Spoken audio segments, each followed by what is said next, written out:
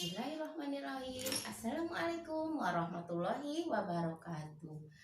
Apa kabar soleh-soleha? Alhamdulillah, luar biasa, tetap semangat. Allahu Akbar. Baiklah, hari ini Bunda Medi akan bercerita sebuah kisah yang berjudul Malin Kundang. Nah, siapa di sini yang sayang sama ayah bundanya? Nah, kita harus sayang kepada kedua orang tua kita, terutama kepada ibu kita. Sebagaimana hadisnya yang berbunyi, Al-jannatu tahta ahdamil ummah, yang artinya surga itu berada di bawah telapak kaki ibu, ya. Oke, silakan simak ceritanya ya. Nah, kita mulai ya. Bismillahirrahmanirrahim. Sebuah desa di sebuah pesisir pantai. Nah, hiduplah seorang perempuan tua dengan seorang anaknya yang bernama Malin Kundang. Nah, ibu tersebut sangat menyayangi anaknya. Begitupun juga dengan anaknya Malin Kundang. Dia sangat menyayangi ibunya. Nah, pada suatu hari Malin Kundang jatuh sakit. Nah, ibunya sangat sedih dan sangat gelisah. Ibu mencari obat ke sana kemari. Nah, Malin, kamu kenapa nak? Badanmu panas sekali. Nah, kamu tidur ya sayang ya. Nah, ibu akan mencari obat dulu. Nah, itu ibu Malin Kundang pergi mencari obat. Dan setelah mendapatkan obat, ibu Malin Kundang pulang dan memberi obat kepada Malin sambil mengusap-usap kepala ibu anaknya Malin Kundang dengan penuh kasih sayang. Setelah beberapa hari kemudian, akhirnya Malin Kundang sembuhlah dari sakitnya. Nah, dan Malin Kundang selalu bermain di tepi pantai. Dia selalu memperhatikan kapal-kapal yang datang. Terus dia berpikir dalam hati, kenapa aku tidak ikut dengan kapal itu ya? Aku ingin pergi merantau supaya aku dapat merubah nasib keluargaku. Nah, akhirnya Malin lari ke rumahnya. Dia lari, dia mencari ibunya. Ibu, ada apa Malin? Kata ibu. Ibu, izinkan aku pergi merantau ya Bu. Aku ingin pergi merantau ke kota. Aku ingin menumpang kapal yang lagi sandar di dermaga Bu. Nah, terus ibu Malin menjawab, janganlah pergi nak, ibu sudah tua. Nah, ibu nanti sama siapa di rumah nak? Tak usah khawatir Bu, nanti Malin akan sering datang menjenguk ibu. Malin akan sering memberi kabar kepada nahkoda yang sandar kapalnya di pantai. Dan akhirnya ibu Malin pun menyetujui. Baiklah nak, kalau memang itu memang keputusan kamu, ibu izinkan kamu pergi. Tapi ingat janjimu ya nak, sering-seringlah memberi kabar kepada ibu. Baiklah ibu, terima kasih ya Bu. Nah, setelah itu Malin bergegas pergi dan membawa bekal ala kadarnya, dan Malin segera berangkat ke dermaga. Nah, ibu Malin melepas bagian Malin dengan sangat sedih. Hari berganti hari, ibu Malin selalu pergi ke dermaga. Dia selalu menanti kabar dari anaknya. Hingga bertahun berganti, tidak ada kabar dari Malin. Suatu hari ada kapal yang bersandar di dermaga. Ibu Malin bertanya kepada nahkoda, Pak, apakah ada kabar dari Malin anakku? Nah, tidak ada Bu. Malin tidak ada memberi kabar.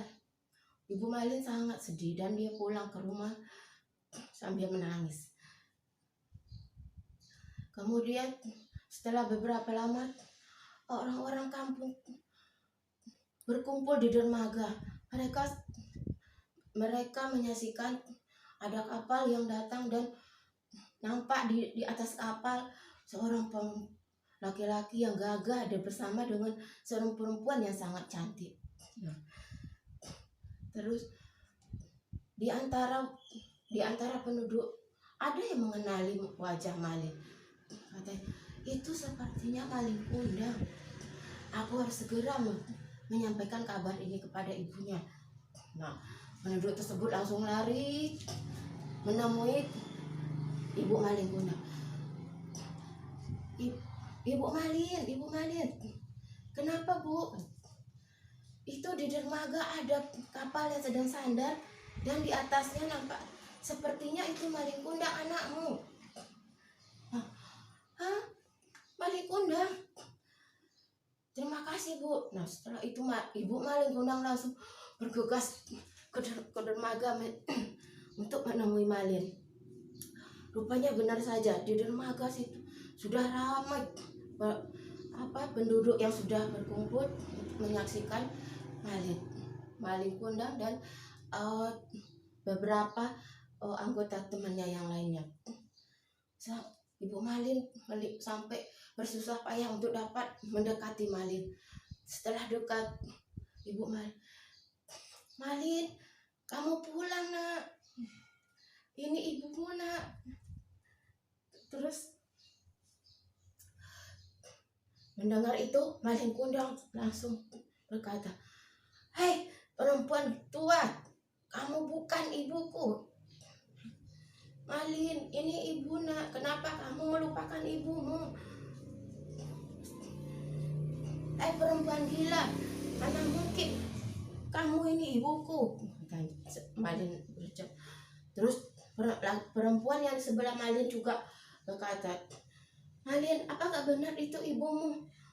Bukankah dulu kamu berkata ibumu sudah meninggal?" "Iya, tak mungkin itu ibuku," katanya perempuan yang sangat kotor. Sambil mendorong ibu tersebut. Terus ibunya sampai terjatuh. "Malin, ini ibu Nak. Mengapa kamu jadi seperti ini Nak? Terus pergi kamu perempuan gila." Akhirnya setelah Malin berkata seperti itu, Malin kembali naik ke atas kapalnya dan kapalnya segera berlayar lagi ke tengah lautan.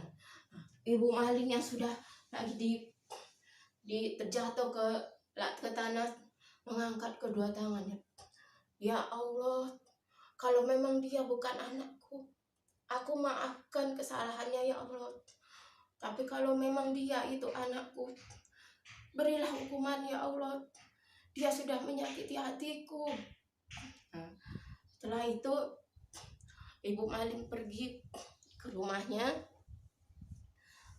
dan keesokan harinya penduduk desa kembali berkumpul di pantai. Mereka sangat bertanya-tanya. Setelah itu dan kapal Malin berangkat, tiba-tiba ada petir menggelegar dan diiringi dengan kilat. Jedar. Dan kilat yang menyambar-nyambar. Kapal Malin terombak-ambing di tengah lautan dan akhirnya kapal tersebut terbalik. Nah, semua yang ada di dalam kapal itu tenggelam. Malin berteriak, "Ibu, maafkan aku. Ibu, ini anakmu Malin." Nah, setelah itu Malin semuanya terhempas kembali ke pantai dan akhirnya Malin berubah menjadi batu yang seperti memohon ampun kepada ibunya. Dan makanya dan itulah asal mula batu yang ada di pantai air manis Padang. Nah, demikianlah cerita tentang seorang anak durhaka kepada ibunya. Jangan sekali-sekali kita durhaka kepada ibu kita ya anak-anak ya. Kita harus menyayangi dan menghormati kedua orang tua kita, apalagi kepada ibu kita. Demikianlah cerita kita hari ini. Terima kasih. Wassalamualaikum warahmatullahi wabarakatuh.